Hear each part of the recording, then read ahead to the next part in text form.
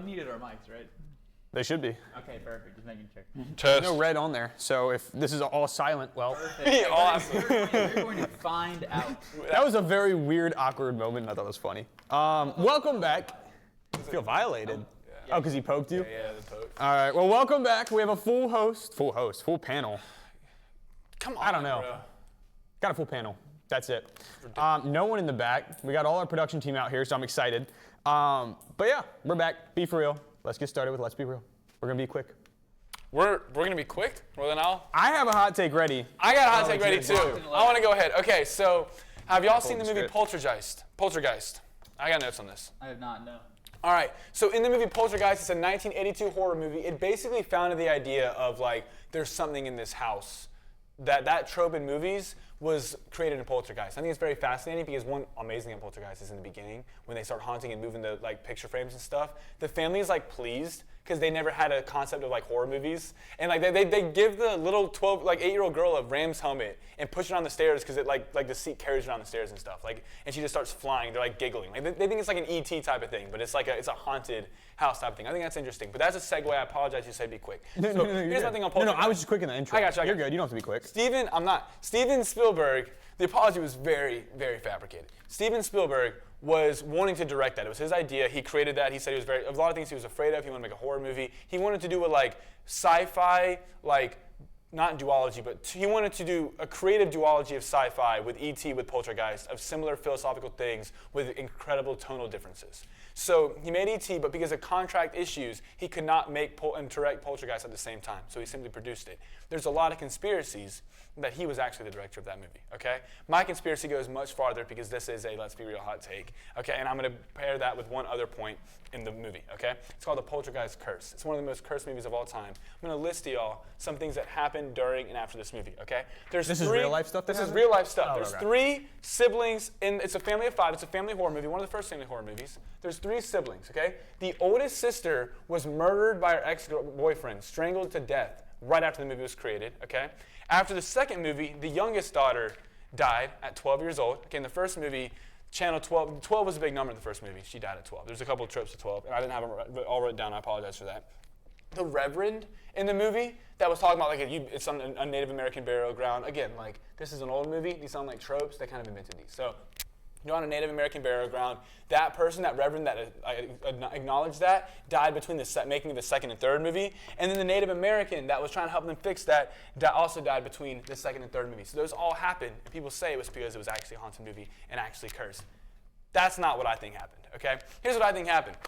In order to reach a certain level of fame and success, you have to be very, very, very honed in on reaching that success. We see presidents, we see CEOs, executives, we see athletes, we see people take wild turns to reach certain levels of power. It can get to their heads, and they can have one goal on your mind. If you're going to be one of the greatest directors of all time, being a great director has to be something that you value over the well-being of others. So I think Steven Spielberg killed off this cast as a marketing stunt for the Poltergeist franchise. I think that he was responsible. He wanted to say, hey, this is a real haunted movie. He wanted to get things stirring because it worked. Oh my gosh, that third movie, after that daughter died, you hear, hey, it's a great like college friend throw this movie on test. Hey, you want to watch Poltergeist? Oh, what is it? Well, the first 2 movies came out, and then everyone started dying and they're making a third because it's actually haunted. I'm throwing that movie on. I think Spielberg did that as a marketing campaign, as a box office stunt. He killed them off. He's like a villain. He's too focused on the goal at hand over the well-being of others, and he killed off his cast, and that is the Poltergeist curse. I have a question first, though. Do you think that they like faked their deaths, or they're dead? No, I think he had them killed. I think Hitman type stuff. Hitman type stuff. Paid off. Thank you. I'm glad we agree. Society, Illuminati stuff? No, I think Spielberg just was like I think it was just him. He was the ex-boyfriend. Yeah. He was the guy that... No, if you've ever seen like a villain in a movie with like one goal, they will stop at nothing to reach that goal, like I just think he's that person. Okay, no. Great guy in real life. I think probably a fake. To be a movie director, you have to be a little bit weird. Quentin Tarantino, weird guy. I think Does he have a feet fetish or something? Yes. There's a lot of child acting producers with feet fetishes. I've seen a movie that you directed where a character had to like drink something like off of someone's foot, and he cast himself as that part. Which, game is game. I respect that, but that's not for me. I would say Sly Stallone is a great likable dude. he's got some weird spots as a director. He's got a lot of homoerotic shots in films that he really seemed to enjoy making. I feel like the directors in general are just actors that were too weird to be on screen, so they put them behind because they knew what they were doing, but they were not welcomed enough. I just think they like microdose schizophrenia. I feel like directors, like they just see things in a different way. I think there was something mentally wrong, very little bit, not like wrong, but like a little bit off, like screw loose. Yeah. In order to come up with all these ideas. Like if Scorsese was like on a podcast of mine, then like he would run the conversation. I wouldn't be steering that because I'd be like, what is going on? You know, like yeah, he's a weird dude. Sadly, to your take, I love the conspiracy theory. I just don't know enough. I've never watched a thriller or a horror movie in my life. You never watched a horror movie? Never once. I've seen very few. We were talking about it before the show. I've never once seen it. So it's like I don't really have quite the knowledge to talk about how good those movies are or what that movie's about. But as far as a conspiracy goes, I love conspiracy theories. I don't care what the conspiracy theory is. I love it. So hearing that one's kind of cool. Like, you know, the haunted, did he kill it, did he not? I want to side with you. I want to go on your side. I want to jump on that boat and be like, yeah, let's go against Spielberg. Love his movies. But let's see if he's actually a villain or if he's just some random dude that just had some weird. That'd be great. I'm all for it. I think we should investigate Spielberg. What if it's like a deathbed type thing? And it's like he's on his deathbed and he's like, and then he's like, I actually did do it for marketing. This video would blow up. You would see us in 40 years on YouTube. This is not my hot take, but we need more deathbed confessions. Those are awesome. Dude, wait. You can just say whatever. Okay, I got the best idea for a podcast called Deathbed Confessions, where you just have people that are about to die on, where they can just dump stuff. They can just imagine Deathbed Confessions, and they can just dump things in their lives, whether it's like a really like interesting story or like an actual major thing. And they can just dump instead of bedtime stories, it's deathbed stories. Oh, dude, wait, don't cut this out. Grant, cut that out. What I was thinking though was like, I thought you meant by deathbed confessions. I thought you meant like all these young people come on and they just like share things that they could either make up or that they would share in their deathbed, but they're not actually dying. Mm-hmm. Not the actual like invite people that are about to die. No, like they would be like I think you'd be respectful. I think there's a way to do it right, where people would want to be on the show. I don't think it's right before they die. You're just like, hold on, let me get this on my phone. Y'all are looking at me with this big grin. Like I truly actually think it'd be a good idea. I just think it would have to be done carefully. Here's my modification. What if it was like a college show, and he said like seniors that are graduating in like a week. Like what's like a story? That's way less. Now, but if we take Spielberg, I'm trying to get it be more like plausible. But if we do Spielberg's if we take Spielberg's route, we'll just kill the people right after, right? Okay, yeah. Sorry for anyone that's not rated R. It was a major joke. We do not condone killing or murder or violence at any part in this show. It's a comedy show. One fun fact about Poltergeist involving Spielberg and making him a good guy, because you know, like everyone has good and bad. Murder, obviously, as we've established. But but I will say, proved it here, right? They used, by his request, they used real skeletons for skeleton scenes in the movie, which is weird. They put like real skeletons from like the science class or whatever. I don't know. I didn't do. Oh, like bodies donated. Yeah, to like science. donated to science. That's still weird. Like no, it is still weird. They put him in a pool, and the like female actress, I forget her name. I apologize. She was big in the '80s, but she didn't want to get in the pool, and Spielberg was like, "I'll get in the pool with you for the first couple of takes," and she said that helped him be at ease, and she thought, "What a nice guy." So imagine you die, you donate your body to science, Isn't that and you end up in a Steven Spielberg movie. I would hope. I would rather do that than save a life. That's cool. That's cool. The face you made is, I think it's the perfect weird person good deed that Spielberg had. Yeah. All right, I know Chris already has his written, so Chris, I'll go to you because I have mine, and I think Grant has his, but I'd love to hear yours. I think hole-in-one is the hardest thing to do in sports. I know you're about to say. No. I know what you're going to say too. I'm like. Go ahead. No, it's his take. I'm sorry. Hole-in-one is the number of people that have hit a hole-in-one is a whole lot less than the amount of people that can hit a home run. Like I'm not talking about like. It's not comparable, I don't think, but. If you were just getting a ball on a tee and hit a home run, I'm sure you could hit it sooner than you could hit a hole-in-one. I don't think we should be comparing. I guess the MLB pitcher. I think there'd be a difference. If it's on a tee, there's a difference, but if you're in pitch too, it's probably it's closer. How long's the hole? Like how? And who's pitching? It's deep. Like an MLB pitcher Sorry. in 400 yards, I'm never doing either of those things. Yeah, 400-yard par is crazy. 350. I think I can barely hit 3 feet. Par 3, I think it's got to be. Well, I think you have to take it separate things. If you're gonna say, no one hits par 5 hole-in-ones, you know. But you're saying what? I'm saying, well, unless you're DeChambeau. He's the closest they've gotten. I don't watch golf. DeChambeau's really good. He's Okay. I was just like, no. I know who he is. I think that if you're gonna say hit a fastball, you just hit a fastball. I think if you're gonna hit a home run, it's just home run. I think doing an individual thing, like if you were to hit a home run or a par 3, I think that's a harder thing to do than just hitting a fastball. Okay, I'm gonna steal Caden's point here because I know what you're gonna say. I think pitching a perfect game is significantly harder than getting a hole-in-one.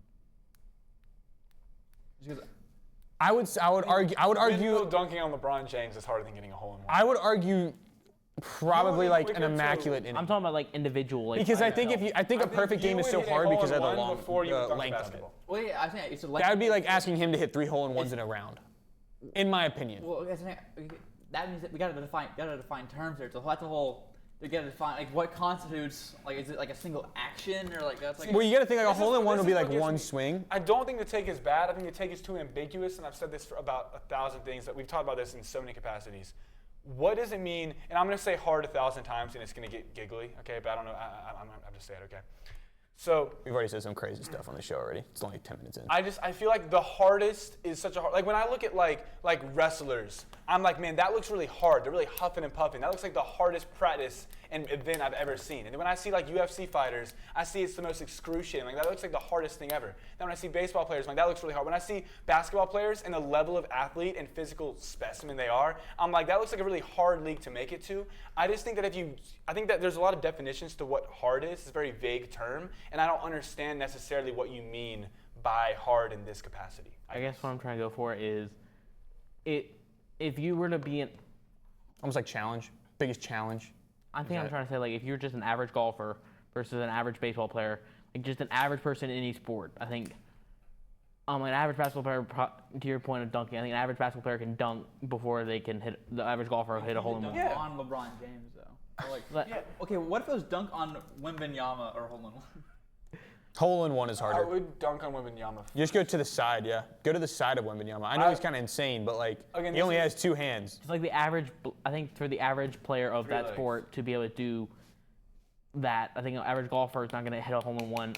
Take a lot longer to hit a hole in one than like the average baseball player to hit a home run. So you're saying all of athletes in every sport. So like take all athletes in every sport, make an average person for each sport. Golf, baseball, basketball, soccer, football, and so forth. You're saying the hardest thing to do would be to hit a hole-in-one. I get, but it's also like the most rare. I feel like it's proportionately no more impressive than anything else. It's like we see dunks all the time. We see home runs less often and hole-in-ones less often because hole-in-ones are harder. It's just like, I don't know. See, I would say. That goes back to. Go ahead. I go back to the whole thing of we gotta define terms. Like, what are we comparing it to? I think hardest in this case is most challenging. Like, you could like a But- home run is not comparable to a hole-in-one. But I would say, I'm taking this as in, what's the most challenging thing to do? And he's saying a hole-in-one is the most challenging thing to do. However, if I remember correctly, and I know I do, I'm just saying that for context, or for, I guess, building, whatever. Steph Curry hit a hole-in-one.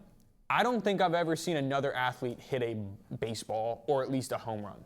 Maybe Deion Sanders or Bo Jackson did, but like, How often are they sitting there trying to hit a? You know what? How many times are they trying to hit a? I will say home this run? is a good because I think that like that's where I'm starting to think. I'm like, how easy is it for an athlete to cross over to another sport and hit it? Now, granted, I've only seen Steph Curry hit a hole-in-one that's not been part of, did Tom Brady hit a hole-in-one? He had a good shot. I don't think he had a hole-in-one before. Steph Curry's also a really good golfer anyway.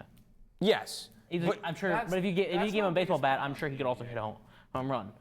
But home run's also strength, to an extent. It's more like core strength than speed. again, It's tough. I've come back to like is a home run the baseline or like once again or is like a perfect game? Like what qualifies? I'm as saying like an one entry? action. One action. Yeah. And yeah, I would say probably hole-in-one. I don't think I disagree with you fully. I just think that I still think winning 8 gold medals in 2000, a callback to touching all bases. If you haven't, please watch the last episode of Touching All Bases. The last 15 minutes specifically. That is gold. put it on like 4x speed, you just hear like high-pitched voices. You kind of get the whole vibe. That's Yeah, basically what we it's sound a like. lot of arguments. It is elite. But we had a very similar That's a argument to good this, which point. is like, who's the greatest athlete? And I still think it's Michael I brought it Phelps. up in my car to my family on like a 4-hour road. It took like 60 minutes out of a road trip with us because they're all swimmers and stuff. And like it was the same with us. Like it was just very heated. Did they say Phelps? Heated book and stuff. Of course they said Phelps. Yeah, but they. What was the question? Did you tell them that I said Phelps? Yeah, of course. Yeah. They know you. Yeah. They need to back up me, all right? Because I got. You were backed What up. was the question? The question was, who's the greatest athlete ever? No, it was not. The question was get the most impressive athletic performance of all time. Sorry. What was the most impressive athletic performance of all You should be on time? my side. And he said Shohei Ohtani's 6 innings pitched, 10 shutout, strikeouts, 10 3 strikeouts home runs. with 3 home runs. I said Are we basing off of pure athleticism or skill? is performance. What was Athletic that's How performance. you quantify the idea is where the different ideas go. My Phelps was athletic more performance. Ohtani was more skilled. I say that's greater. His athletic performance was the Ohtani game. So was every other person other than Jackson on the panel. My athletic performance was the 8 gold medals by Michael Phelps in the 2008 Beijing Olympics. What's the greatest athletic performance of all time? Don't say Tiger Woods. I was gonna go Tiger Woods. Just a dominant. The winning by minus 12 or whatever, that was impressive.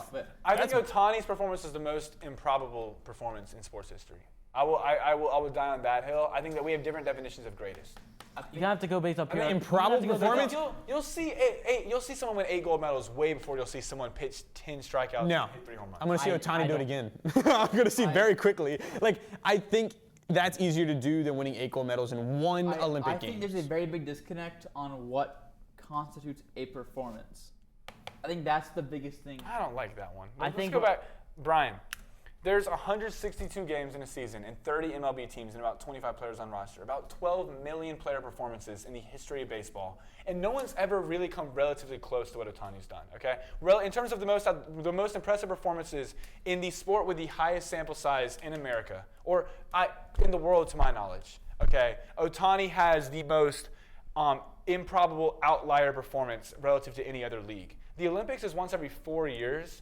I think that Phelps' 8 gold medals is the most impressive Olympic performance of all time, but I just think that it's relative to what Ohtani did, relative to the 12 million sample size. The Olympics is much more scarce, and it's just not as impressive as what Ohtani I think did. It's also- improbable. I think it's almost worse because you have to build up to get to the Olympics. The Olympics have so many time trials. Not only do the, but again, you just said it's a huge sample size of 12 million, what was it, games or players? Performances. I just want to make sure I quoted right. 12 million performances. You have multiple races. There are world meets, there are national meets, there are all over the world. These people have to do it, whether it's swim or whether it's track. And this time we're just talking about swimming. Swimming has to do that. Then you get through it. And you know this. I know you know this. So you go from there, so you go nationals, you go to like international, you got to qualify for the Olympics. Then when you get to the Olympics, you have to qualify in each heat. It's 4 heats, I believe, or 4 different races. It's the time trials, then it's the quarter, then it's the semis, then it's the final. And he not only did that for one event, he did it for 8 separate events. 8 separate events and got gold in all of them. That's where I think it's most athletic performance. In probability, I think there's an argument because I think it also depends on what you define as. I don't know like the statistics and everything of like how easy it is, how likely it is. That can be proven a little bit better with statistics. But if you just go off of athletic performance, I would have to say that because the amount of mental and physical strain that puts on your body for 8 performances, and not only that, if you times it by 4, it's 32. Hang on. 8 performances. Sorry, 8 races. said it 32 races. This is my issue with this question. Also, we are so unbelievably off topic. If Yeah, we are, because- out of here in less than an hour and a half, we need to go. I'll give one sentence and then I'll close and Yeah. whatever you want to say. I just like being Olympic. If you're an Olympic level butterflyer, also being an Olympic level freestyler is much more common than being an MLB level hitter and MLB level pitcher at the same time. Correct. That's what makes it more improbable to me. And, the one Go thing ahead. I'll say is We can give close MLB is some of the greatest in America and in the world, yes. But the Olympics they've proven to be the best of the best of the best.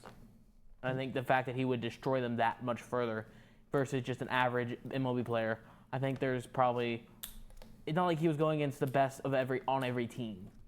He was going against he was just going against one team. I think. And we've seen Cinderella runs. Go ahead. I think Olympics, he was going against the best of every country in the entire world. So I think that's the one difference I would say of Michael Phelps is he went the best of the best in the world. And I did say performance. That's because my mind was thinking athletic performance. That was the question.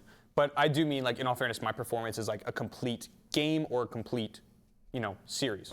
If you look at, so for that reason, I say series is in the Olympics. The Olympics is a game. It's called the Olympic Games. So You look at swimming, that's an entire performance, just like a game is 9 innings. If you wanted to compare a race, I would compare a race to an inning. If he had a perfect, immaculate inning, which is when you have 3 batters up, 9 pitches, 9 and 3 outs, right? I would compare an immaculate inning plus a home run in that inning. I would compare that to winning gold in a medal, and I think that's more improbable, is doing the immaculate. But that's where I'm saying there's a different measuring stick. About your only point you've made. I do disagree with you. But long story short, we can continue this later. I'm sorry. Okay, the last one. This is going so off topic. We had different opinions. Drop your opinions in the comments. I was just saying, we gotta. Which one will happen next, though? Well, if we were to happen again. Oh, the gold medal. Are you going or am I? Depends if we count a different person or if you count as far as like Shohei, but we can talk about that later. Shohei will do it before Phelps. I'll give you that. Sure. Yeah, definitely. I think Shohei will be more likely to do it 2 or 3 more times before someone breaks 8 medals in the same Olympics. But I think another MLB player coming along is... Another one might be improbable because we don't even know if another Phelps... I mean, yeah, there's the French dude, but I don't know if he's going to be able to do 8 different... Phelps record be getting broken. Let's move on. Or the girl, Ledecky. She's not going to break. She's not as diverse of a stroker. She had like 3 or 4. But like, again, she's not a that was gold impressive. medalist at outside of... Like, free and back, like, I believe she's not going to get gold at, like, other... Yeah. She's more... Phelps is a lot more events, but... BYOG? BYOB? Nope. Rainbow sucks. All right? Roy G. Biv. If you guys don't know what Roy G. Biv, I'm throwing this way off. This is my hot take. Red, orange, yellow, green, blue, indigo, violet. That's what Roy G. Biv is. That is what the rainbow supposedly is. I have one problem with that. A rainbow is supposed to, give different colors, right? If I ask you what is a rainbow, right, and you say describes a rainbow, it's that it's different colors that don't necessarily correlate to each other. You can tell the difference between red, orange, yellow, green, blue, and purple. My issue with this is why the heck is indigo in there if there are other colors that don't look the same that should be in there instead? I'm not saying put every color. Gold, silver, bronze, all right, that's fine. Why is it brown, black, white, turquoise? Not on the rainbow. I'm very confused. They're not what's your... My thing is that the rainbow is supposed to symbolize the difference in color palettes, right? Because you're like, oh, there's red, there's orange, there's yellow, there's green, there's blue. Yeah, I think it's No. It doesn't symbolize anything. Color of a rainbow a is... natural phenomenon. You English teacher? It doesn't. No. It's not symbolic. No. It's not symbolic. No. The thing is, it has to cut... It's a scientific meaning of the colors, of the ultraviolet colors that are visible by refracting light. That's all Roy G. Biv stands for. That's the. Then I was natural, mistaken. That's a natural science perspective of it, yeah. Roy G. Biv is the ultraviolet. So when you refract light either through a prism or through water, Just sit here. And it separates into the different colors, the different colors of the rainbow, and that's what Roy G. Biv is. It's the different visible colors of light. Oh, shoot. I learned something. Hey. Yeah, You know what? Brian. Well, no, I'm not gonna lie. When you're I'm real. having- I learned something. When you're having a debate, debates are always a win-win, because if you find yourself, oh my gosh, I'm wrong, that means you're learning the most. If you feel like you're right, then that means you just feel like you're right. And that's I just felt like whenever there was a rainbow, you're hitting dopamine. because I also feel like indigo, which could be how they is always left out of the rainbow. When we're learning rainbows as kids, there's red, orange, yellow, green, purple, or blue, purple, excuse me. But like, my thought was, I was watching a show and turquoise came up, like a teal turquoise. Yeah. You don't really describe it as blue. You don't really describe it as green because it's not green and it's not blue. It's literally in the middle. So my thought was like, why isn't that in the rainbow? Oh, the visible light spectrum. Visible light spectrum is the Yeah. electromagnetic spectrum. There's ultraviolet. There's different degrees of frequency between 380 and 700 nanometers. It's talking about that range and the different colors that are visible when you separate the light. Wait, so what is Okay. Roy G. Biv in a natural science perspective way? What It's is the visible light spectrum. That's what all the rainbow is. It's so all those combined to become white light that we see all day. It's because the rainbow is formed by the refracting of the light through water and rain. Is it called Roy G. Roy G. Biv is just Because an of- abbreviation. It's an abbreviation. Yeah, okay, that's what Red, orange, I yellow, know green, that had blue. multiple. I'm sorry, I got a little. It just all a rainbow is the visible light spectrum from the refracting of light. That same thing if you get like a prism and you were to shine light through it, it would get you'd get a rainbow. Okay. Then let me rephrase what my thought process was. You're gonna double down. No, not at all. Because I realized that I am wrong, and I am man enough to know that I was wrong and that I was incorrect, and maybe I was just tired at the night I thought about this. I thought it was a pretty good hot take. I did too. Yeah. But my thought was that Roy G. Biv, at the time that I thought was a rainbow, I was like, oh shoot, this is the rainbow. When we're learning rainbows, are always like, these are the color spectrums, red, orange, yellow, green, blue, purple. And I'm like, this is really weird because it doesn't include all the colors. Now, I'm not saying you got to throw in every color, But I feel like there are certain families like turquoise or teal, or I forgot the exact color I had, but it was the color that's basically blue and green together, but it doesn't look like blue and it doesn't look like green because you can't really describe it that way, right? Bleen? And I don't remember. Bleen? It's like, and so like my whole thought process was, I feel like it was so lacking in what the actual color diversity was, which is when we taught it in class, why is indigo in there, which is essentially just a darker blue and not another color like like white, black, or whatever we teach when we show rainbows in class, right? And when you're teaching kids color, it's usually only red, orange, yellow, green, blue, purple. But you never throw in the other colors that have no tie.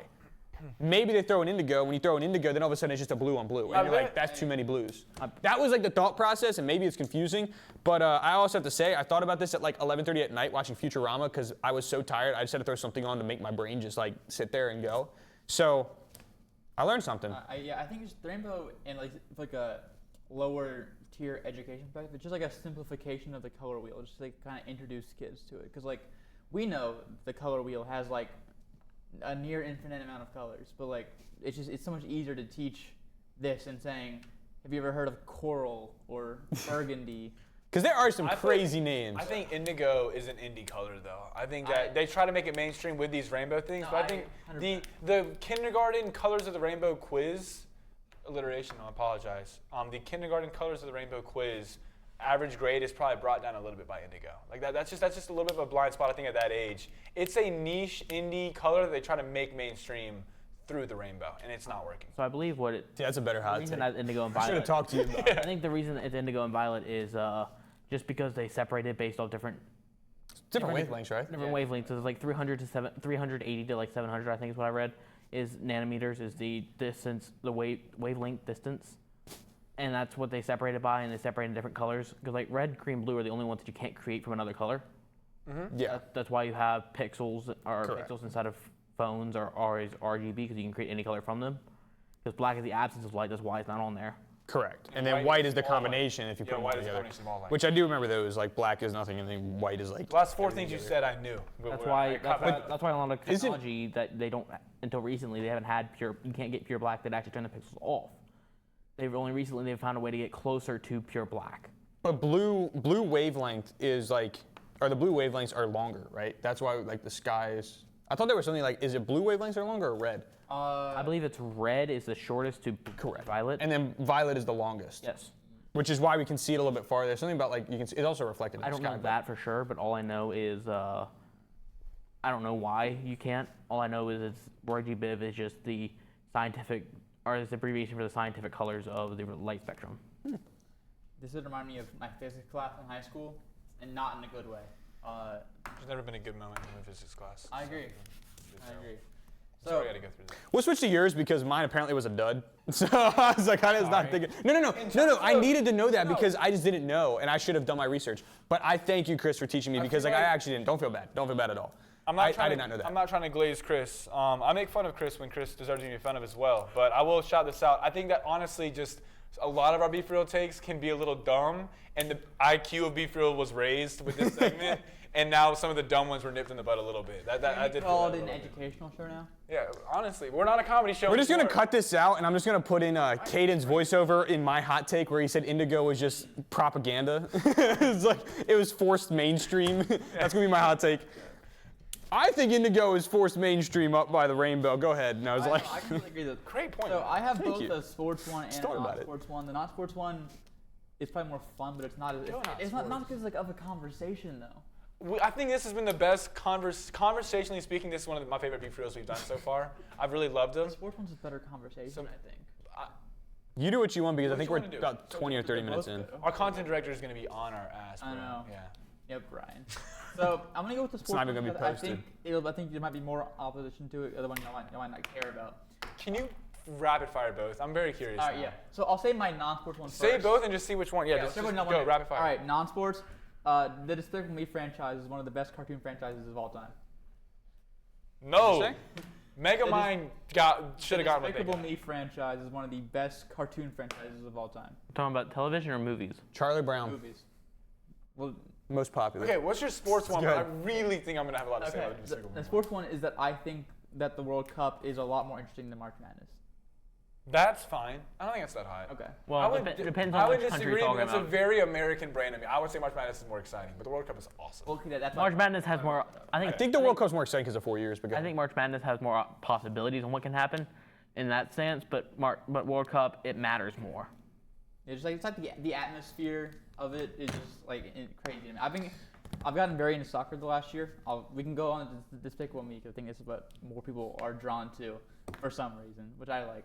But the World Cup, like, it's a bigger atmosphere, and just I don't know, it just you can tell it means more. So I've gotten very into soccer, and I've been keeping up with World Cup qualifying, and even in the qualifiers, Cape Verde qualified for their first World Cup of all time, and their fans were going like crazy when they scored the game-winning goal. Like even in just a qualifying match to get to the World Cup, the energy is still unlike anything that we get in American sports. Just look at the viewership, like 3-4 billion people watching the World Cup final. I don't even quantify that. That's unfair. That's a world thing versus an America thing. But so I guess which one do y'all want to discuss? Oh, Despicable Me, please. Despicable Okay, let's Me. go for it. Please, yeah, okay. So I've been on a movie podcast heater recently, actually. So I'm really glad you brought this up. The Rewatchables, hosted by Bill Simmons on The Ringer. It's great. Haven't seen So that. I'm doing an 8-hour shift today. I knocked down Top Gun Maverick, Rocky IV, and Creed. I listened to like that. There were 0 minutes done Dude. of work It was today. a little, no, it was an 8-hour shift. I was glazing hams. I had a blowtorch in one hand. I was sugar in the other hand, listening to a podcast talking about Rocky IV. That was how I spent my day and stuff. But yeah, so Despicable Me 1 is an 8 out of 10 movie. It was made at the same time as Megamind, banger after banger with these weird, lovable villains and stuff made by these people. It was Illumination's first movie. Illumination has not made a good movie since. It's a disgrace of It's just so not family good. films, I and it's think- absolutely ridiculous, okay?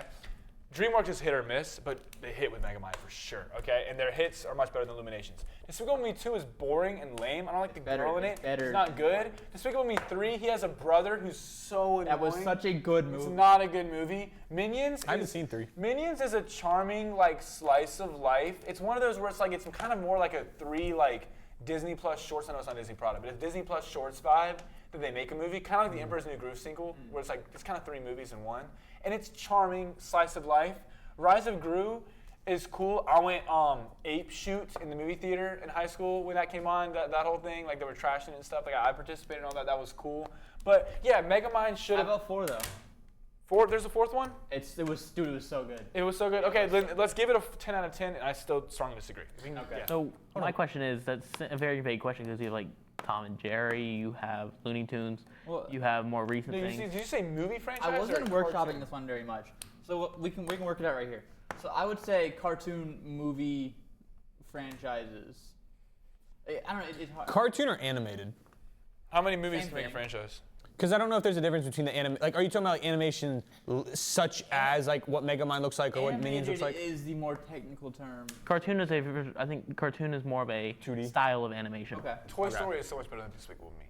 Toy Story probably is. Toy Story. Toy Story 2 is one of the most perfect sequels of all time.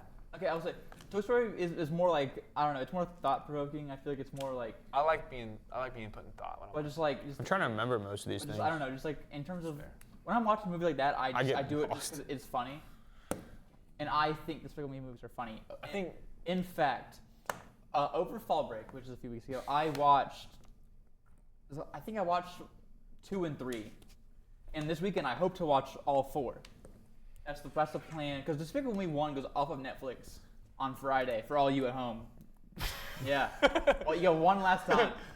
the best thing about that franchise after the first one is the nacho hat with the guacamole. I think that's the only good scene I is think when he does that- this, and I'm like, that is such a cool hat. I think the first one is the worst of the movie. That's crazy. The first one is good. The first one's like The first one is just Gru getting the girls, right? It's like the 3 kids that he like, Yeah, adopted. sure. The second one, Gru gets a El girl. Macho. don't You remember. know, it's like a Nacho Libre villain type, and he gets a Also- girl, and the girl. Oh, with the purple The minions? girl's like Yes, a quirky. purple minions. Yeah, the girl's like all like quirky, Lucy, like yeah. she's like Tall, she's redhead. Like, she's kind of like the random Lucy. girl, like in school and stuff. Like Yeah, the classic redhead. yeah. Oh, And then Yeah, 3, it's annoying. he gets I kn- fired from his job, and he I goes to think meet his I heard it. brother in whatever country they made up. And then 4, I don't remember His 3. brother's got a long blonde hair. He's annoying. It's just His it's name just. is- I think I've seen part of that, it's- yeah. his name is I think- Drew, I and think- he's funny. I think it's Steve Carell's worst performance as a voice or actor in general. And then It's just I haven't Drew seen again. 4. No, I think like. She's Gru again. But no, Vector is but by far the best. Gru is animated. like there's a line when you go not the from best, but charming he's to very funny. annoying, and there's like there's like loud, obnoxious, charming is like Gru. Gray area of annoying but charming is like Tom Hanks and Forrest Gump, and then loud, obnoxious to where it's unbearable is Drew, and he crosses that line. I just laugh because I know like Drew's in real life too, and so Oh he just yeah, said no, Drew. I know. I know multiple. We all know a certain. No, I'm just saying multiple, and I just thought it was funny because like when I'm hearing that, I was like, the only time I've ever heard you talk about Drew, I just think of that Drew. World-renowned. So like now talking about an animated Drew, I'm like, whoa, this is weird. I was like, okay. My counter to yeah. what you said. Go ahead. Despicable Me, Cars.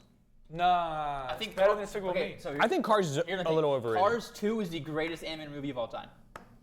What? Despicable Me franchise is I thought that was the overall- worst It's of the the three. worst. It's like the worst. No, Pixar. Cars It 2 is- killed oh my- Pixar. With Finn Cars 2 McMissile? killed Cars Pixar. 2 is. You have no idea how good Cars 2 was. Cars 2 killed Pixar. I've seen it. Cars 2 is. With I saw Finn it in McMissile? theaters. I think I the was Cars- 16 years yes. old. I hated it. I think the I felt Cars bad when the franchise American is got the beat best up in the bathroom. Animated franchise. Cars 2 Was that? killed Pixar. Pixar stopped being the greatness that it was. The greatest animated movie of all time, but the Despicable Me franchise is better than the Cars franchise. Can I say that? And this is hotter. I'm not saying this like you're wrong. This is a mainstream idea. Tom Hanks is very funny as Woody, and Buzz's whole obliviousness to who he is With Tom Allen. is overall more funny to me than Despicable. I laugh more watching Toy Story than Despicable Me. The first movie is genuinely funny. I laugh out loud. Despicable Me 1 is decently funny. Despicable Me is frustratingly unfunny at times. Toy Story is subtle enough to where when it makes me chuckle, I enjoy it, and it never tries too hard. And Despicable Me might have bigger laughs, but it brings it down too much. I'm shocked The Incredibles didn't really get a shot here. There's just two movies, and the second one's okay. The That first one one's is- incredible. That one is very good. Sorry, I actually like didn't it. mean to do that. I truly didn't mean is to do also that. very good, but Like I think Frozone should get his own spin-off movie. yes. 100%. They said Frozen. I was like, we don't have to throw Frozen in the ring, but let it go. Frozen.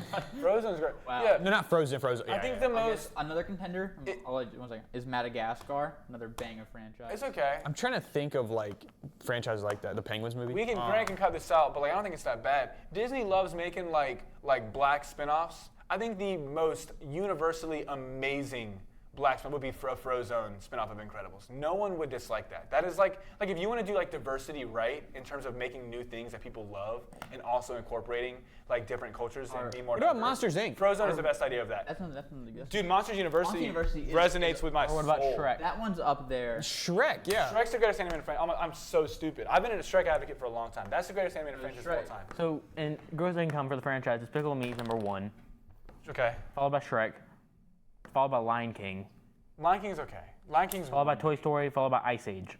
So Toy Story, Shrek is first, Toy Story is second, and then I would say I don't. The crazy part is I think Lion King's the only one up there that's 2D. Every other one has like this 3D aspect to it.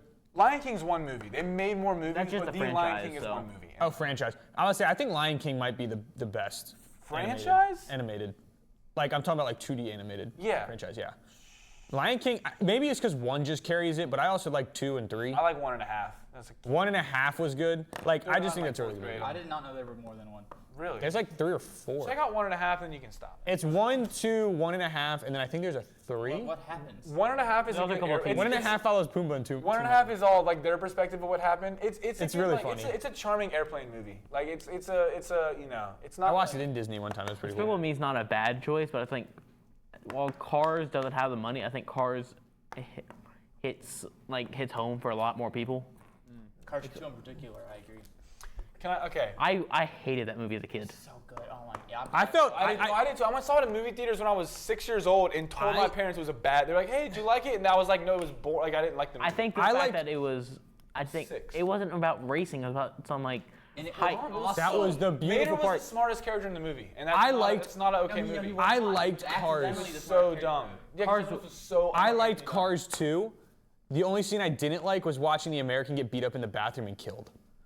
That was a little crazy to And me the fact when I was that- like 12. And the fact when I was like and the fact 6. that is a sentence that he had to say is why it's so good. That is What? dumb. Okay. That American died? No, What? no, no, I was like, out of context, that is just the funniest sentence to like hear for the Cars movie. oh yeah, the American, That think the that- American in Cars died. 2, an American got beat up in the bathroom and killed. It's just like it's so absurd that it's like But that's why I love the kissing booth. That doesn't mean it's a valid take. I think Cars 1 is the best, Followed by Cars 3, followed by Cars 2. I agree. Okay. Cars 3 I can didn't we like. Please go back to Shrek because that's the real Final Four here. Like that's okay. Okay, so what are our Shrek's a Final Four. So, There should be a Final no, wait, Two. okay. The one. original Shrek is the second greatest example of a movie where the creation of the movie reflects the actual movie itself. And that's beautiful, okay? The quickest synopsis I can give you, and I can do this. I've told my friend about this. It was like one of my 8-minute voice notes. I think you told me this one time. I think I have told you this before. Basically, guy in Disney wants to make a movie like Shrek, and they're like, it doesn't fit the magical Broadway musical hits fairy tale vibe we have to go for here. It's not beautiful enough. It's too crass. It's too real. It's too raunchy and raw. And he said, I think you can still tell a beautiful story with something that's gross and inappropriate and unconventional. And he says, I'm going to make a story where a ogre reads a fairy tale, then rips it out, wipes his ass with it, and you play Smash Mouth, and that's how we get the movie started. And it's literally a movie made by a producer and creator. He's a bad guy in real life, but whatever. Producer and creator who believes that all great stories can come from unconventional places and from grosser places that aren't what you see. And there can be more something that you see on the surface about an ogre that learns to accept that he is like, as the people in La La Land are learning that Shrek is a nuanced person or ogre and that has like character to him, you as the viewer are learning that this movie has more substance to them as well. And that's the most like the best example of like, for lack of a better word, meta commentary on acceptance you could possibly have. Shrek 2 is the most perfect sequel done in a family film by a lot of criteria, in a lot of capacities. Shrek 3 is terrible. And Shrek the Fourth is the greatest sequel following a terrible sequel of all time. Those are my three. Record Shrek is broken, and that is my Where does Kung Fu Panda fall into there? I love Kung Fu Panda. It is Kung Fu very- Panda's a good one. You're pulling good ones. I think Kung Fu Panda has some of the best villains. The best action scenes in animated, That's for it. sure.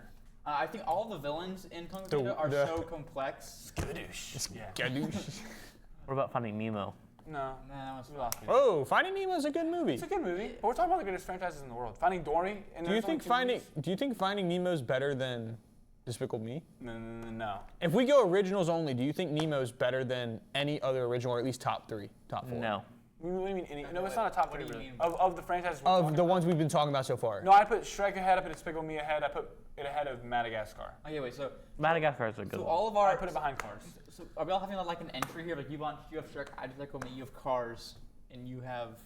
Kung Fu Panda is great too. I have nothing in my Kung Fu mind right Panda now. is a very good franchise. Well, I look, will watch the movie. so we had Toy Story, Just Stands Shrek. Out is a weak one though. Like I will say, like this is a think- good hot take 'Cause- because No, boy do I disagree. So now I'm thinking because I'm like, we've talked about Despicable Me, we've talked about Shrek, we've talked about Finding Nemo, we've talked about Kung Fu Panda, we've talked about Madagascar. Madagascar, Megamind, Well, I do have another point. and what was the other one that we talked Incredibles. about? Incredibles, We talked about Finding it. Nemo. Finding Nemo, Yeah, it is Nemo. What am I talking about? Toy Story. Madagascar. We got Madagascar. So out of all of those, what do you think is the best movie? That's where we're going. And we've probably forgotten Kung more. Fu Panda 2. Okay, do you We're talking about the original. do you want to Out of the Venn originals, we're on diagram? originals. First of all, can we? I cannot keep interrupting this. We can talk about that, but Cars 2 and Kung Fu Panda Cars 2 first. are the most wildly different. The plots of those movies could not be more different in terms of like radicalness. Do you know the villain in Kung Fu Panda 2? Do you know his story? Tell me how like Is that the bull? that's the peacock. This is what happened. Oh, the peacock. Yes, So okay. It takes place in 1200s China, and he invents gunpowder and uses that, and it's a big military warfare tactic, and he commits genocide. That's what happens in Kung Fu Panda 2. Well, Isn't that one of the most like mature? Like I know this is Cars 2? This isn't a point I'm trying to make, but I just really love that. It's a very like that's just a real Cars thing 2 that isn't happens mature? in real life. He's the most realistic villain in animated film well, history. is Cars 2 not mature? Cars 2 is Cars low-key 2 is kind of not mature. Cars 2 is stupid. Well, if you think about it logically, Okay. it's a military having to, and they're having to force gas upon other cars in other countries that is rigged to explode under certain Not conditions. executed as well. They have, They executed pretty well in the movie. It's not well, done so well, I think They that didn't. The amount of if, links if they have to Toe go Mater through. can undo your whole. No. The amount Toe of Mater scenes- was a implant or a plant, a media plant. Inbred. No. Toe Mater was planted there by the media so that it could resonate quicker with kids because Toe Mater's more friendly. If you had McQueen saving the day, Toe Mater would be useless. That's why Cars 2 put Toe Mater as the hero because they needed to show that Mater was more than just the funny guy in the corner because every funny guy has a true side to him that's a superhero whether he means to or not. So that's why they put Toe Mater there. That is why Tow Mater, that's crazy. That's why Tow Mater was put there in that place, is because they did it to not only resonate with the children, but to show that anyone could save the day. You don't have to be the smartest guy in the room to save the day. I think the I have Cars. a That's much why they more- put I it have there. a much more cynical take on that. I Okay, think- Pixar made banger after banger after banger. They made every movie was a hit until Cars 2. Okay, and then it was a case of we got to make another movie, and they fell into the case of children's movies that are just leeching onto profitability. They were like, let's make a movie about Mater because that's going to sell to kids. And then the amount of times they were like, oh my God, this scene makes no sense. Because Mater has to be smarter than the people surrounded by him. Let's make everyone dumber because the kids aren't going to care. And the thing is, Pixar makes movies that people that aren't kids can still enjoy and are thought-provoking enough for people to be entertained by. And that is butchered in Cars 2, and that's the beginning and the end. So I We all have our marker out, like ready to. I do agree with you that Cars 2 is like the turning point. It's a bastardization of I the industry. I think that Cars 2, I mean, you can tell by just the concept of the movie and all the things that we brought up. Cars 2 is when the Pixar directors, it's when they lost the plot. Everything after that. Cars 2's made more money than any other movie. And it's the Cars. Again, It's it so mar- good. again, I think it's overhated. It's a marketability. By almost Cars 2 is 100 million. marketability. Cars 2 is love it. overhated. And I'm part of that. I was in the love movie that. theater. Cars 2 is overhated. It is properly hated. Do you have more of your point? Because if not, I'm about to drop off one thing. Go for it. Go There's ahead. one more animated. How to Train Your Dragon. That's a good That's a really good one. I never got that into it though. I never watched it, I to be never honest. got- I just I- always seen like clips and everything, and people say it's really good. I enjoy the first one's very good. Cars 2 Tow Mater just brought in his inner Kung Fu Panda. And it's his inner Poe. But again, it's not. They are the it's exact. not done No, as no, no, well. no, no. They're the I exact like same. that. They're the exact same. Tell me how Poe beat.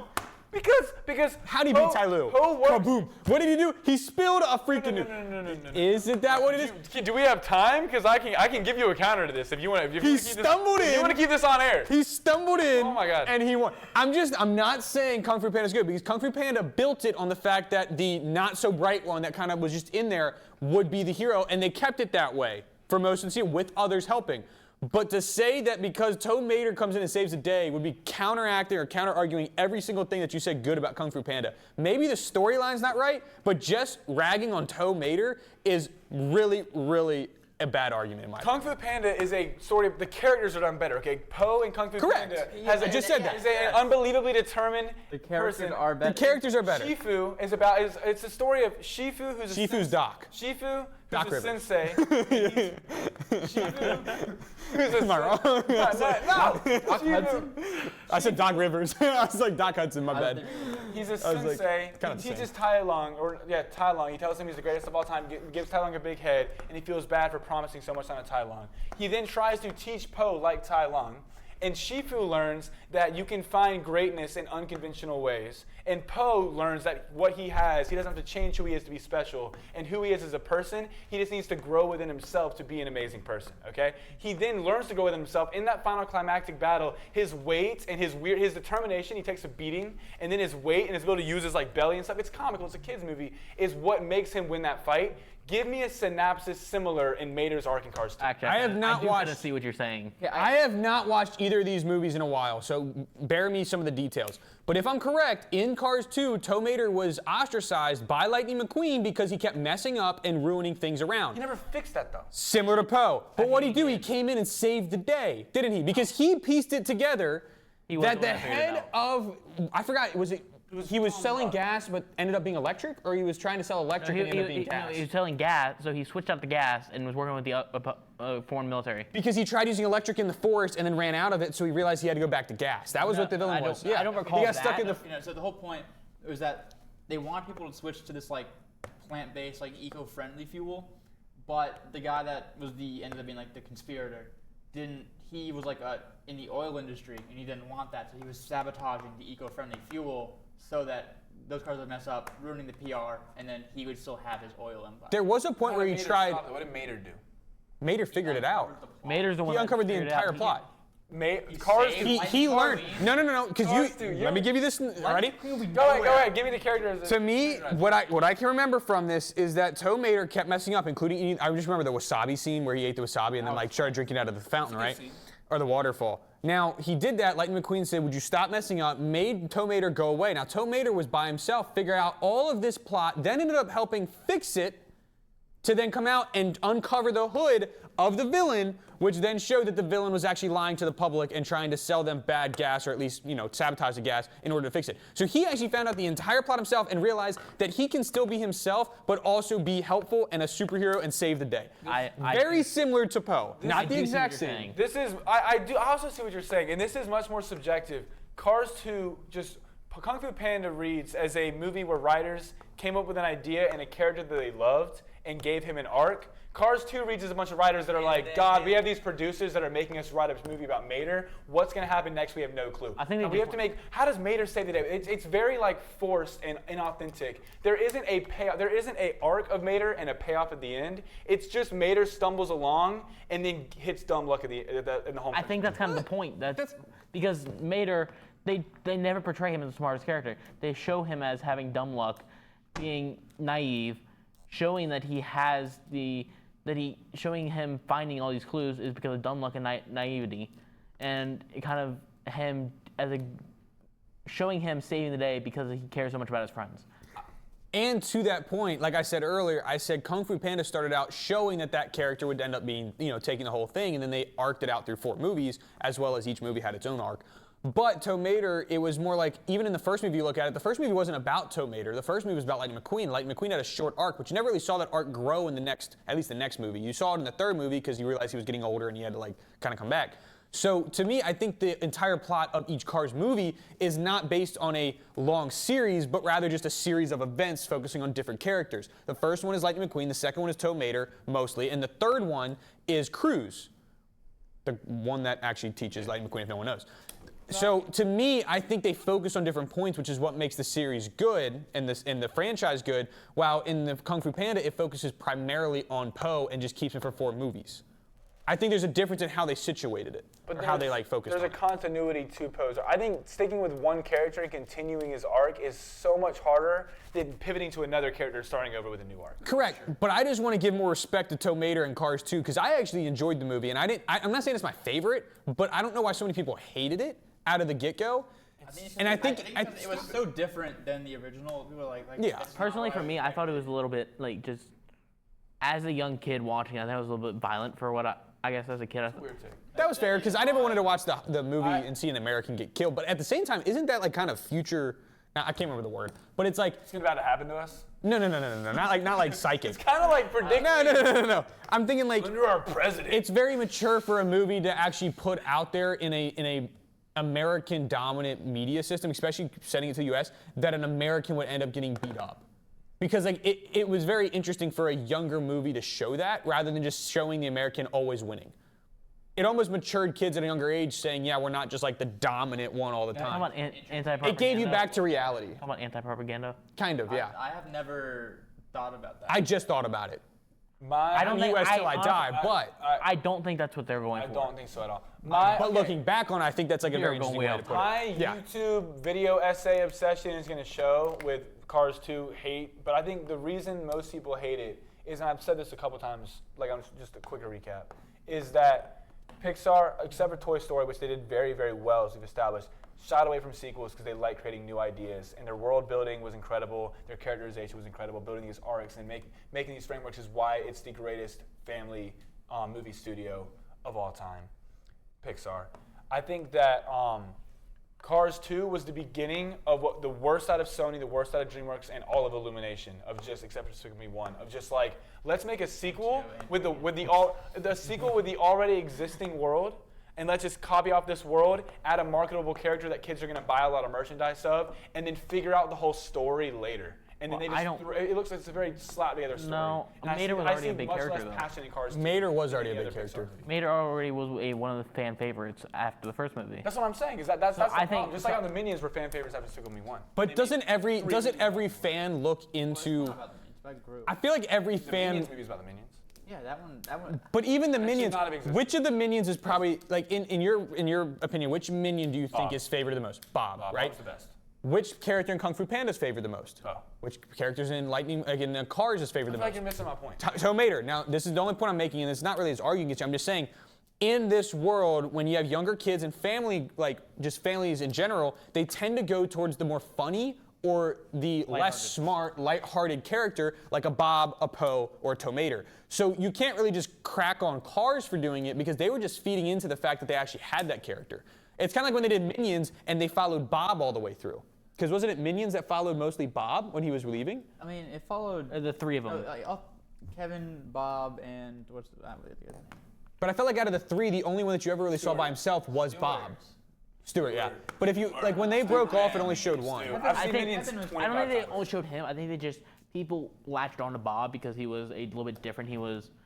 I think people latched on to Bob because the King Bob stuff. Yeah, yeah. Awesome. We're in the 11th hour of movie reviews. I just get more pretentious as it goes on. Oh yeah, we're kind We're of gonna hit a new wave. How long have we been going? I just probably 40 minutes. I do gotta say, like, I like passion in movies where I can tell the creator of the movie really loved what they were Yeah. making, and I just feel like Cars 2 was the first cash grab by Pixar, and Kung Fu Panda continued because they had more to tell about a character they loved. Cars continued because producers were like, make one about the dumb character, and they were like, crap, we gotta make a movie about the dumb character. Let's make some scenes together. Let's make a weird spy movie. Like, I think- that's how I see the movies, and that's why you can say you enjoy. I like your opinion the best because it's just like it's a fun movie, and I have a lot of movies like that.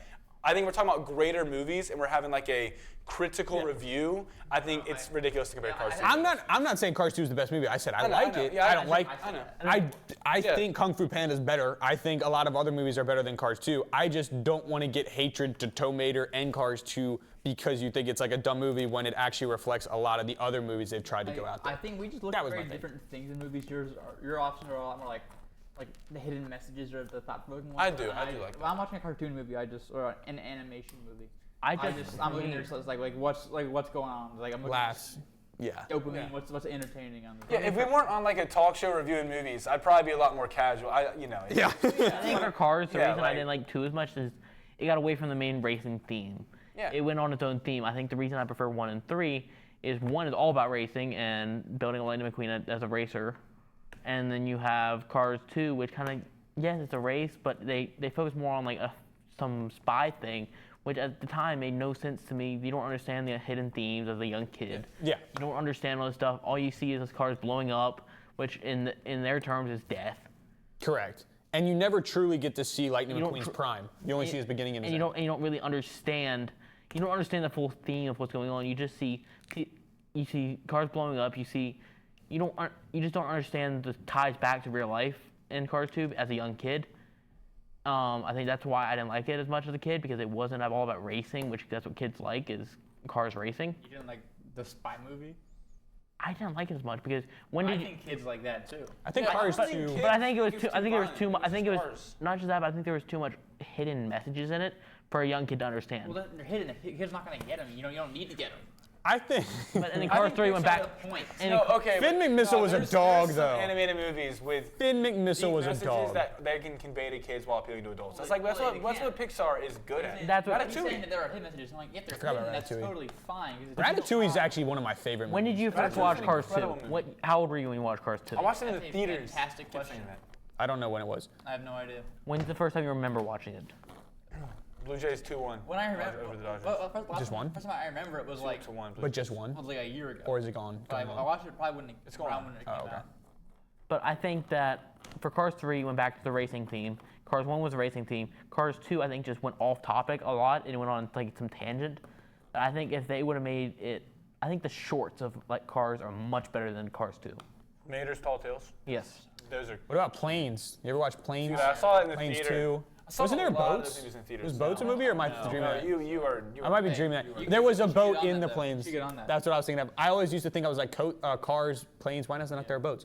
Well, we've been talking for like 50 minutes. So we're going to quickly go through because we actually haven't hit any of our segments outside of Let's Be Real. So I think we should I've enjoyed this. I think we should like pick one of them to go. ready, very quickly, I want a yes or no quick word response because I did take the time to make this script, which is why I want to say it. So, I'm not doing my article. I'm telling Anthony I'm still at work right now. I'm about to text him. I'm just. he watches the video, he's like, that kid. Yeah, he's gonna work. So ready? If you took phones away from life, never invented, we don't even know the thought about them, would life be better or worse?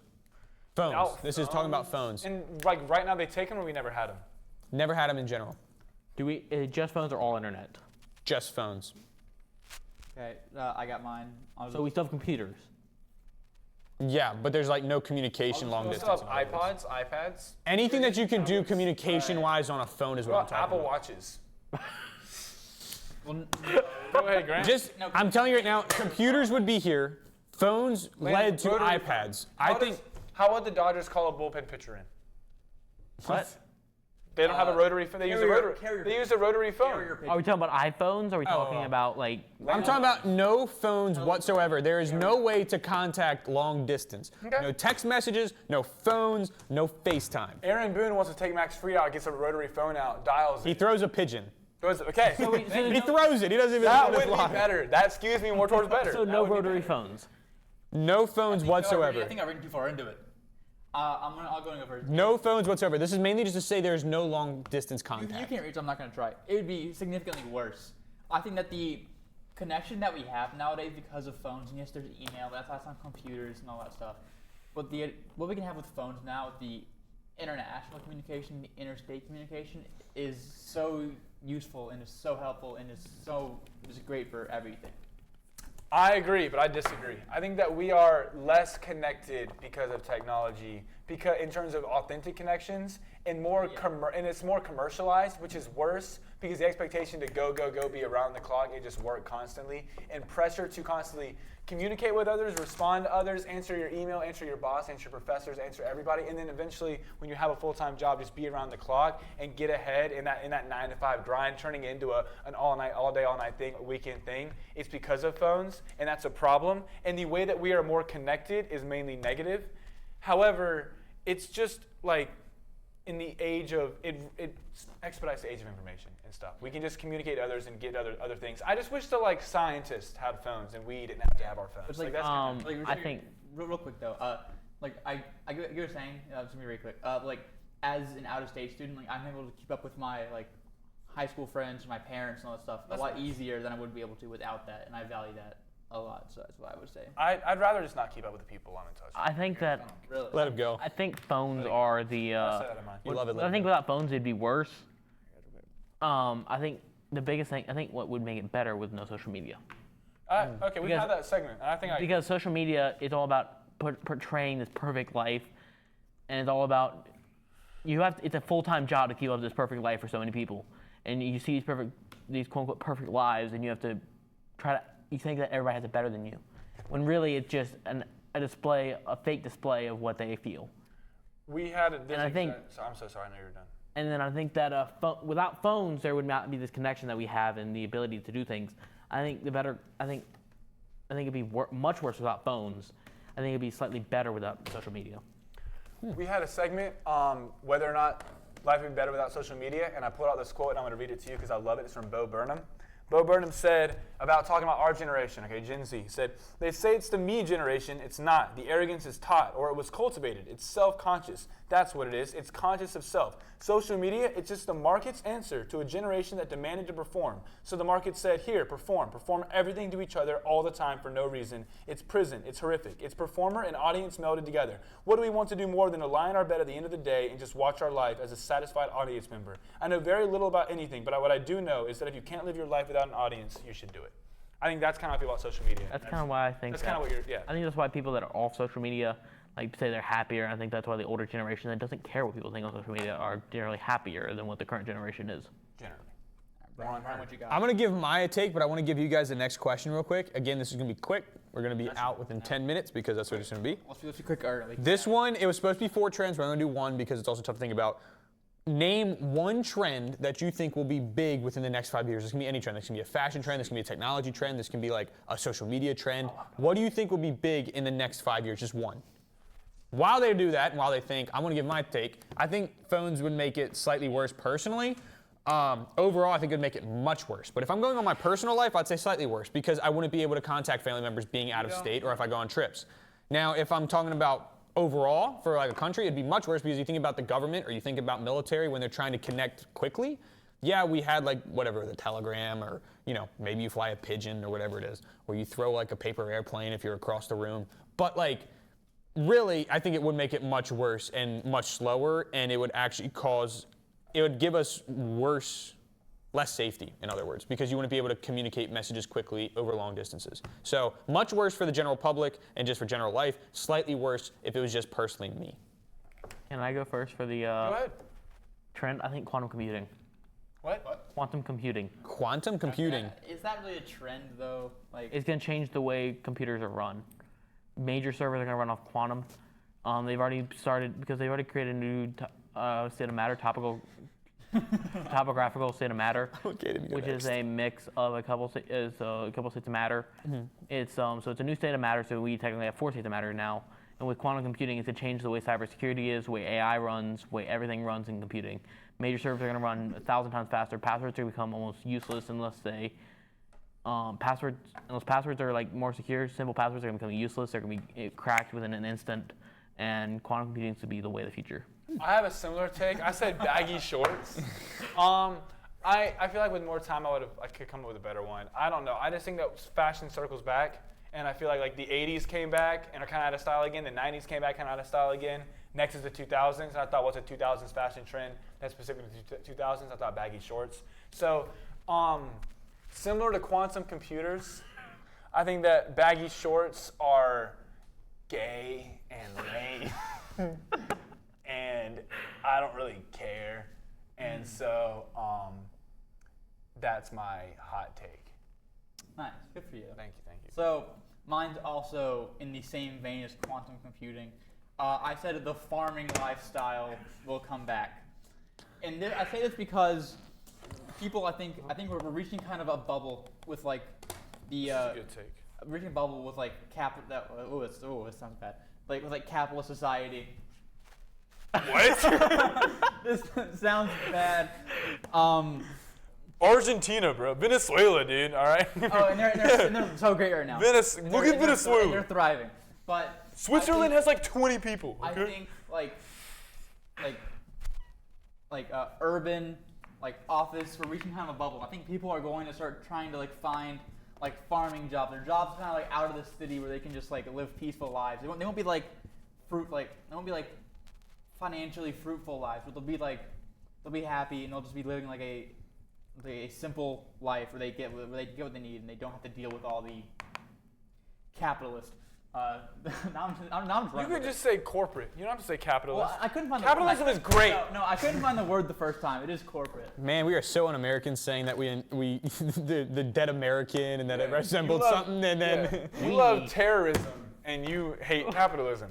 Communist. I'm a communist. Communist Yep. and you 9/11. hate dumb people. So it's like that's so bad. He does not hate. And I'm That's not a worse. communist. Yes, you are. You hate dumb cars. You hate dumb cars. I was in a class with What sat is this? behind him. He watches 9/11 clips all the time. He just loves that. It's just it's just the car stuff. It's all you love that's why you love cars too. It's the terrorism. It's, Oh, me? It's Yeah. attacking Americans. What is this? Yeah. You're always. I was part of the watching- gambling scheme with Chauncey Billup. Now I've seen that so many times in the Wizards fan base. Zach Robinson and that Falcons OC got that. I got the one where it was like That's CJ after last night when we lost to the Sixers in overtime. It was like CJ McCollum.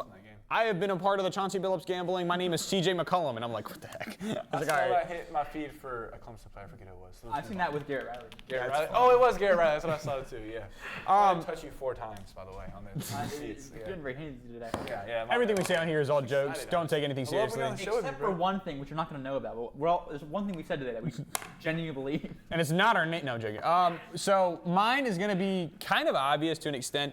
It's going to be Siri/AI will take over secretary or assistant positions in businesses. I think it already is helping so much and making it so much more efficient. But now I just think being that it's improving ever so quickly and the fact that it would be cheaper because you don't really have to pay, at least pay as much unless you pay like a monthly fee. You wouldn't have to pay a salary to someone. That I think AI and or Siri, depending on what people like, different strokes for different folks, what they might do, I think that will take over the secretary assistant positions and we'll start seeing those secretaries or assistants going away. So that's my trend.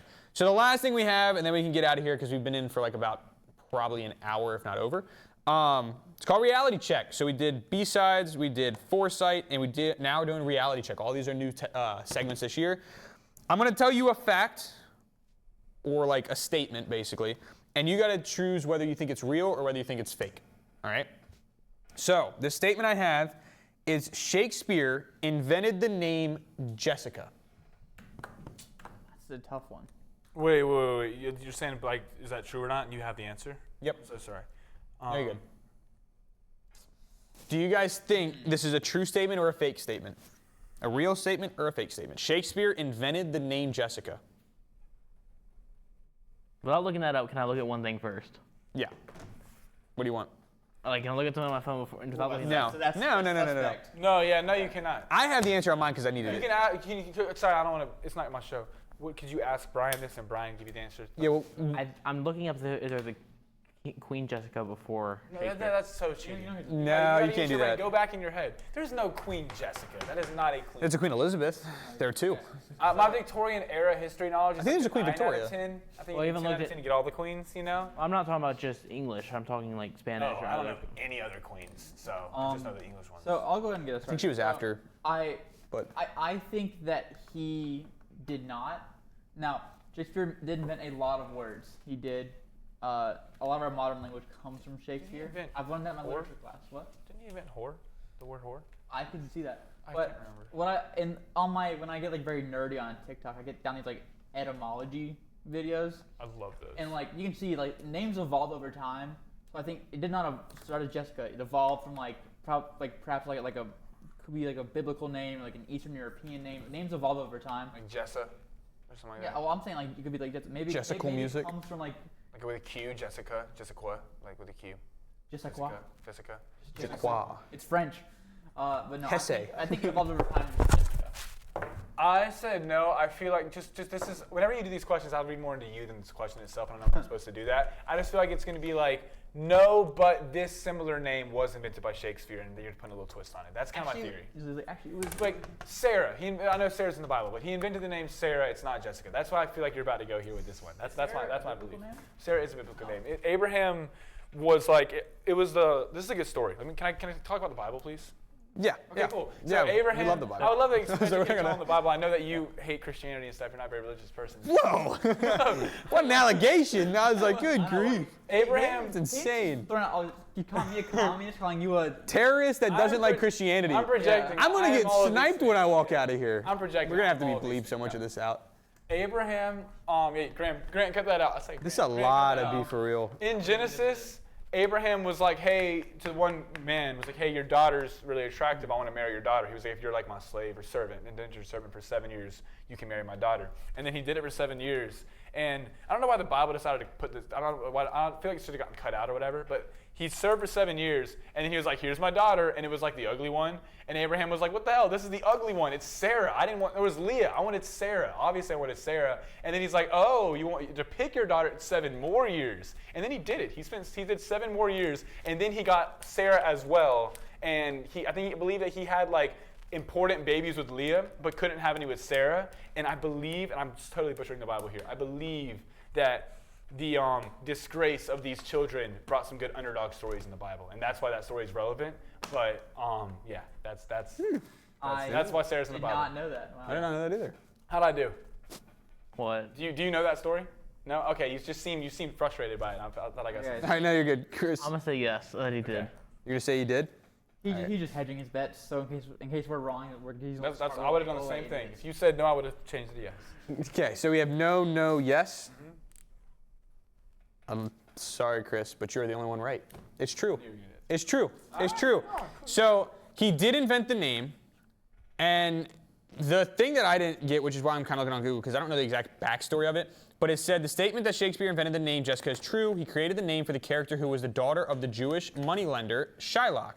In his play, The Merchant of Venice, Venice? Yeah, I said that right. Yeah. Written around 1597. I think Queen Victoria see. was in the 16 or 1700s. I think she was Spain. I want to say there's a Queen Victoria there. But it said, however, the name is not an entirely original invention. It is widely believed that Shakespeare adopted it from the biblical Hebrew name Isaac, or it's not Isaac, it's Iska, I-S-C-A-H. I was kind of right then. To an extent, which appeared as Jescha, so I guess Heska, Jessica, I'm taking a win here, by the way. or Jessica in earlier English Bibles. He simply introduced the spelling of Jessica, which has since become a very popular name. So, yes, he did invent the actual name Jessica. However, it was stemmed or the foundation of it was from an original Hebrew name, a biblical Hebrew name, which was spelled Ischah, or at least pronounced that way, and it appeared as Jescha or Jesca. So a lot of stuff there, but yes, Shakespeare technically did introduce or create the name Jessica. We're learning a lot today. I know. Roy G. Biv, Jessica. Wow. The fact that Tow Mater is a lot like Poe. This is one of the best beef reels we've ever done. I hope people last this long I'm gonna because send this to my mom. Like this is the one. I sent her the highlight I'm ones. sending to I haven't sent them this year. I haven't sent any of them. I'm gonna send this to my mom and dad, my grandma. I'm sure this is a fun one, and I'm sure as the next 40 minutes that this uploads, because it does take half the time that it actually goes, I'm sure we'll be talking about these movies more. So glad I'm not a producer. But that is all the time for us. Thank you if you stuck around. If you stuck around, it's been a Done while. already? We are done, sadly. I would like to say everything we say on here is a joke. I know some people can take it a little seriously, but we all just like having fun. We throw out jokes, we throw out things. Don't take any of what we say seriously other than our actual physical takes, which is what we write on the whiteboards. Yeah, Spielberg did kill those people. That's not a joke. Not a communist. The conspiracy theory. The conspiracy theory is true. The conspiracy theory is true. Well, Thank you. true, The but he conspiracy believes theory- it. The conspiracy believes it. theory is true. Thank you, Brian. Yeah. The conspiracy theory is what he believes. If it's true. That's You know true. It's true. That's He's conspiring to the be theory conspiracy? that I believe, I guess. Okay. Well, that's a theory then. Yeah. You're good. You're good. I don't know, but the conspiracy theory is still real to him. Yeah, I agree. So, Man, that does mean a lot. When you but yeah, if you guys have stuck around, thank you so much for Oh, I have to turn this off, don't I? Yeah. Darn. Yeah. So yeah, I'll just. The other things to do. I know I gotta run back over. You guys are gonna sit awkwardly. Yep. But hate to see you go, but love to see you walk away. until next. that's a good one. I might use that later. But until then, thank you guys all for sticking around, and we will see you next week for the next episode of Be For Real. I'll sign off and then I'll just walk over. So. We're gonna cut this part out. So we just sit. No, we're leaving this in. Should I say like a really, really, really bad word, I think so. and then you have to cut it out? Caden can give his true thoughts on Homework. everything that we've said. Nope, not homework. On everything. Chris was like, "What's gonna get Kaden going? Homework." No. Bye, guys. Maybe.